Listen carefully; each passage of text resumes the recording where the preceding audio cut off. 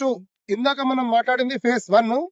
ఇప్పుడు మనం ఫేజ్ 2 ఉన్నాం. అంటే సేమ్ అక్కడ ఏమేమైతే డెవలప్మెంట్స్ మనం మాట్లాడినామో సోలార్ లైట్స్ గానీ, సిమెంట్ రోడ్స్ గానీ, డ్రైనేజ్ సిస్టమ్ గానీ, ఎలక్ట్రిక్ పోల్స్ గానీ, వాటర్ ట్యాంక్ గానీ ప్రతి ఒక్కటి కూడా డీటీసీబీలో చేసినాము. ఇప్పుడు మనం 2025లో ఈ ఏరియా మొత్తం హెచ్ఎండీలోకి వచ్చింది కాబట్టి 26 ఇయర్ లో మనం ఇప్పుడే రీసెంట్లీ అడుగు పెట్టాం కాబట్టి ఇది ఫేజ్ 2. ఇది ఒక కొత్తగా పుట్టినటువంటి బిడ్డలాగా ఫేజ్ 1 కి ఆనుకునే ఫేజ్ 2 ఇది.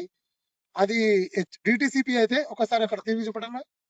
అది ఫేజ్ 1 డిటిసిపి అయితే మళ్ళీ ఇక్కడ చూపడు హెచ్ఎండి ఇది ఫేజ్ 2 హెచ్ఎండిఏ. అంటే ఒక డిటిసిపినే అంతగా మేము డెవలప్ చేసినామంటే హెచ్ఎండి అని ఏ రేంజ్ లో డెవలప్ చేస్తామో ఒకసారి ఊహించండి. ఎందుకంటే దానికి కట్టాల్సిన చాలాన్లు, దానికి కట్టాల్సిన ఫార్మాలిటీస్, డీసీ చార్జెస్ అవన్నీ చాలా వేరు.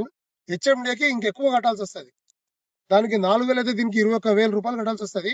సో దానికంటే 4 ఇంతలు గవర్నమెంట్ కి మేము చాలా ఎక్కువ కట్టాం కాబట్టి దీంట్లో డెవలప్మెంట్స్ కూడా మినిమం 4 ఇంతలు ఉంటాయని మా సిఎండి సార్ మాకు ప్రామిస్ చేయడం జరిగింది. మేము ఒక డిటిసిపిలో లాంటి డెవలప్మెంట్ చూసాం కాబట్టి సిఎండి సార్ మీద మాకు ఈ కంపెనీ మీద మాకు 100% నమ్మకం ఉంది.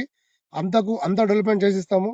ఈ ప్లాట్ లో కనుక మీరు ఈ రోజు 25,000 రూపాయలు మాకు కాదనుకుంటే 5 ఇయర్స్ లా 1,50,000 గజం పోతుంది. ఎందుకంటే పక్కనే మనకు Amazon data centre, Adani Conex, Microsoft data centre చాలా ఉన్నాయి. డెవలప్మెంట్స్ పెద్ద సాఫ్ట్వేర్ హబ్బే.